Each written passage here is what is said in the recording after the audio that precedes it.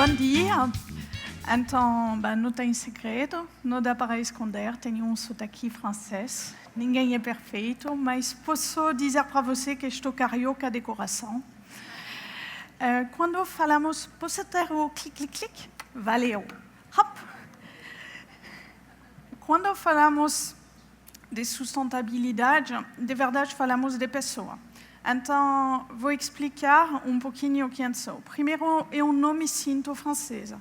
Eu me sinto realmente cidadão do mundo, mas vou ir com facto, para que não pareça blá blá blá. Minha mãe nasceu na Madagascar, África. Meu pai, Taza, Marrocos, e sou francês.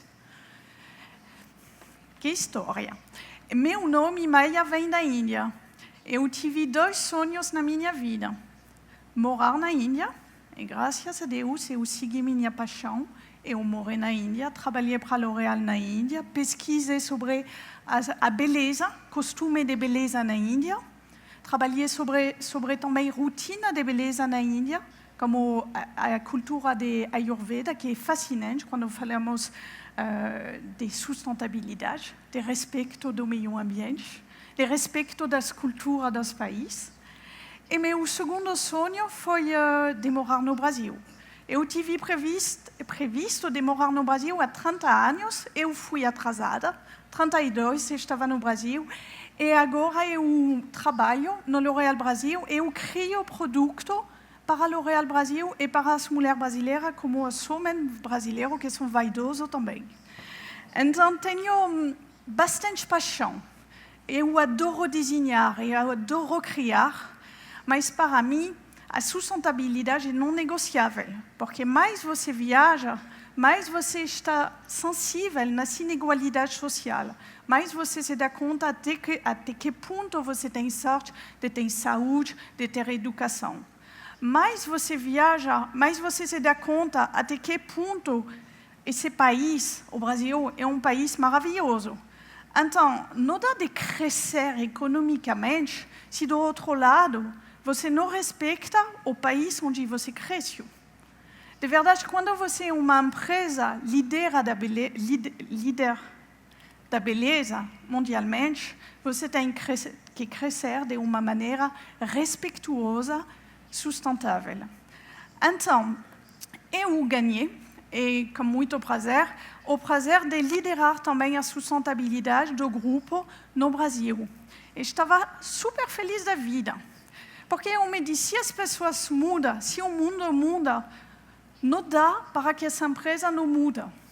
Eu fiquei ainda mais feliz quando o nosso CEO, Jean-Paul Agon, decidiu que o ponto de L'Oréal não estava só de conquistar 1 bilhão de consumidores. Isso não é a coisa mais importante. E como você vai conquistar esse novo consumidor? De uma maneira responsável, respeitando o meio ambiente e mudando sua rotina e sua maneira de trabalhar, sendo mais sustentável. Então, ele oficializa trabalho como KPI, bem business, bem pragmático, sobre como vamos repensar toda a nossa cadeia de valor, como vamos criar de uma maneira mais sustentável nosso produto, produzir de uma maneira mais sustentável nosso produto, mas também educar nosso consumidor. Achei muito interessante de falar de pontos de contato. L'Oréal tem monte de pontos de contato. Só podemos mudar nosso consumidor. E, claro, no fim, como incluir as pessoas no sucesso da empresa. Incluir nosso colaborador, incluir nosso fornecedor nesse trabalho de sustentabilidade e também mais que em nenhum outro país, também incluir as comunidades. Então, foi iniciado comitê que foi construído sobre uma base única. Eu gostei do que eu vi nas apresentações antes. Está baseado na paixão. Essas pessoas não têm poder hierárquico, mas eles fazem parte da cadeia de valor. São pessoas de laboratório, de produção, de compras, enorme poder de mudança, do jeito que você compra, você incorpora a sustentabilidade. Essas pessoas são atores da mudança. Eles querem que as coisas aconteçam. Então, a gente criou um comitê gigante, por sua energia, mas pequeno por seu número de pessoas, que está muito dinâmico e que contagia os outros. E isso foi bem interessante, porque a gente não colocou a sustentabilidade numa caixinha, num departamento fechado. São pessoas que são já na empresa e que querem mudar nossa maneira de trabalhar e que são bastante poderosos e influenciadores para dar vantagem a todos os outros e mudar. E o mais interessante é que a gente, no fim, não precisava do Jean-Paul Agon para mudar nossa visão do negócio. Não sei porquê, no Brasil, tem uma vontade de mudar as coisas, no fim, muito forte. E só estimular o início. A sustentabilidade está muito concreta. A inigualdade social é só abrir e olhar na janela. É uma coisa palpável. Na França, não é tão visível. Proteger a biodiversidade é uma coisa palpável, porque o Brasil não é um país qualquer. A natureza está do nosso lado. O desmatamento, a deforestação é uma preocupação já presente no Brasil. Então, desde o início, tive já uma dinâmica forte. E pessoas que acreditavam já que não dá para crescer no Brasil sem cuidar já de sua biodiversidade. E sabe que sustentabilidade funciona com competitividade, porque o nosso consumidor também compartilha esses valores de proteger a biodiversidade. Para uma mulher, é importante ter um ingrediente da biodiversidade, da maneira que você se comporta com essa biodiversidade, onde você vai fazer seu sourcing, de que jeito você vai se comportar. Mas cuidado, se nosso consumidor se importa com a sustentabilidade da empresa, ela quer um produto que tem alta performance. Então, iniciamos 5 anos atrás todo um trabalho sobre como transformar a biodiversidade como um laboratório vivo de performance para a mulher e para nosso consumidor. Esse projeto se iniciou em 2013, com meu amigão, que se chama o Murumuru. Como eu disse, meu trabalho está de pesquisar as rotinas de beleza. E no Brasil, ter um cabelo lindo é muito importante, mais que a pele. Somos um dos maiores países de beleza do cabelo no mundo. Então, tem um potencial gigante. E para ser linda, a mulher está pronta a utilizar qualquer coisa, que seja leite, cebola, ovo, criatividade brasileira.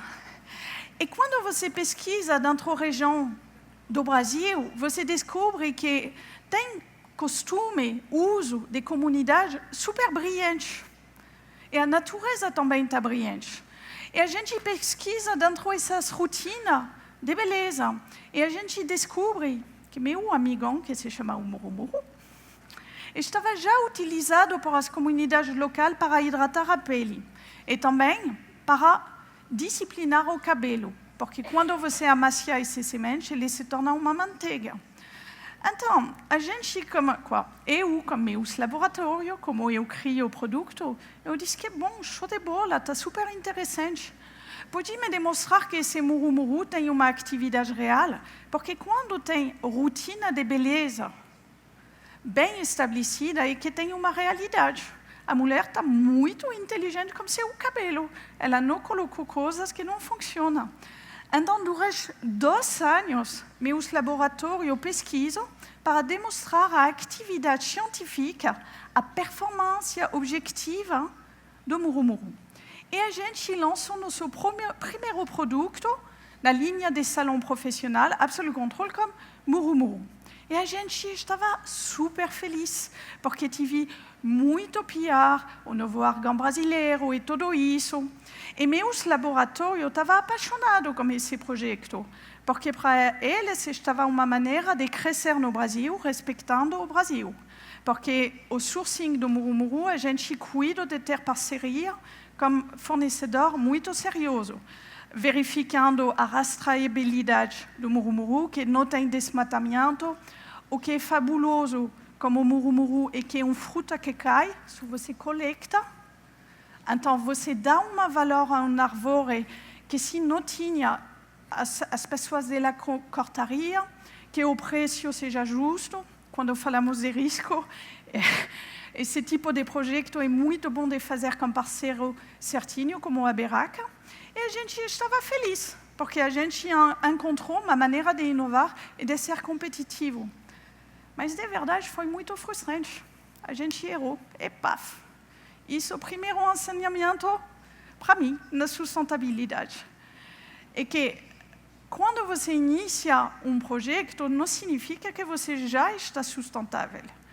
A gente teve um impacto na comunidade muito pequeno, porque minha marca estava pequena. Eu me disse, poxa, eu conseguia fazer uma coisa legal, meus laboratórios são empolgados, tem um sucesso no meu salão de beleza, mas meu impacto está pequeno, então eu não me senti bem.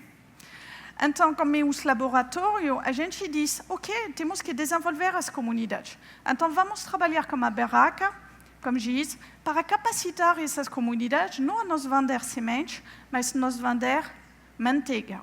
Porque eles fazem 7 vezes mais margem vendendo para a gente manteiga. Então, eu disse que bom, vamos capacitar, ajudar essas pessoas a criar valor sozinho, comprando máquina, treinando eles para transformar o produto de sementes para manteiga. Então, foi todo um trabalho que nos permite, no fim, de ter um impacto real para essas comunidades, ajudando eles a se profissionalizar e criar mais valor. Até que a gente dá para essas comunidades treinamento para que eles possam fazer suas próprias cosméticas. Porque quando falamos de sustentabilidade, falamos também de independência de negócio. Essas comunidades devem se diversificar, ter outros clientes. E, no fim, está ganhador se eles podem ter outras rendas que renda de L'Oréal. Donc, tive todo um trabalho de longo prazo e também um trabalho de como ganhar escala. O barulho de nosso lançamento, o primeiro lançamento, foi muito bom no grupo. E o Japão decidiu de adoptar e de lançar também o produto Made in Brazil. A gente ganhou escala. Depois, marca mais grande como Fructis se interessou dentro de todo esse trabalho que já estava feito. O sourcing, eu fiz com o meu laboratório, a performance já estava demonstrada por meu laboratório. Então, Fructis pegou a carona. E Fructis tem muito mais quantidade. E quando falamos de ganhar escala e de sustentabilidade, falamos também de diversificação. Então, a gente cresceu com novos ingredientes, como o Prakashi.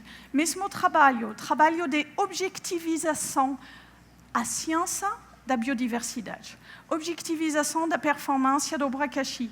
E aqui foi muito interessante, porque foi a marca líder nos Estados Unidos, Redken, que perguntou para o Brasil, porque a gente ganhou uma experiência, de criar um produto para ele. E a gente fez 100% das fórmulas, como óleo de Prakashi e óleo de Babatsu para Redken. E foi um lançamento internacional, que nos permite, de novo, de ganhar escala. E esse ciclo foi virtuoso, porque agora trabalhamos sobre qual? Trabalhamos, porque pega mínimo 3, 4 anos para trabalhar a objetivização da performance de um óleo sobre o Babatsu. E que, graças a esse trabalho de massificação, de ganhar escala dentro da empresa, mas também internacionalizando, a gente hoje conseguia ter impacto. Então, o que a gente aprende através dessa história é que sustentabilidade se constrói a longo prazo. E que, se você não tem impacto no primeiro ano, você tem que pensar longo prazo, especialmente para a inovação. A sustentabilidade está comunicativa também, porque você pode progressivamente facilitar o trabalho de outras marcas mais grandes que vai pegar a carona porque você diminuiu o risco.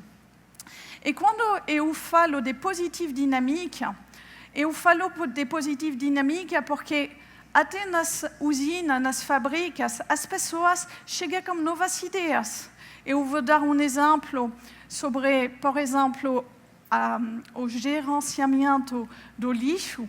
Aqui foi colaborador da fábrica que chegou com uma ideia de utilizar micro-organismos para purificar o lodo. Desculpa, sotaque. O lodo.